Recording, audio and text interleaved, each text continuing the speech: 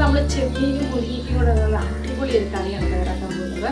ചപ്പാത്തിക്കും ചോറിനൊക്കെ പറ്റിയൊരു കറിയാണ്. അപ്പോൾ ഇതെല്ലാവരും ട്രൈ ചെയ്ത് നോക്കേണ്ടതാണ്. അപ്പോൾ ഇതെങ്ങനെയാണ് തയ്യാറാക്കുന്നതെന്ന് നമുക്ക്.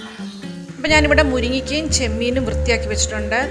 അതിനുവേണ്ടി സവോള, ഉള്ളി, വെളുത്തുള്ളി, പച്ചമുളക്, തക്കാളി ഇതെല്ലാം എടുത്തു വെച്ചിട്ടുണ്ട്. ചട്ടിയിലാണ് ഞാൻ വെക്കുന്നത്. എണ്ണ ഒഴിച്ച ശേഷം നമുക്ക് കടുക് പൊട്ടിക്കാം. അതിനുശേഷം അരിഞ്ഞു വെച്ചിരിക്കുന്ന എല്ലാം ചേർത്ത് നന്നായിട്ടൊന്ന് വഴറ്റുക. നന്നായി വഴണ്ട് വരുമ്പോഴേക്കും ഈ കാണുന്ന മസാലപ്പൊടികളെല്ലാം ചേർത്ത് കൊടുക്കുക. ഈ മസാലപ്പൊടികളെല്ലാം നന്നായിട്ട് മൂത്ത് വരുമ്പോഴേക്കും അരിഞ്ഞു വെച്ച തക്കാളി ചേർത്ത് കൊടുക്കുക.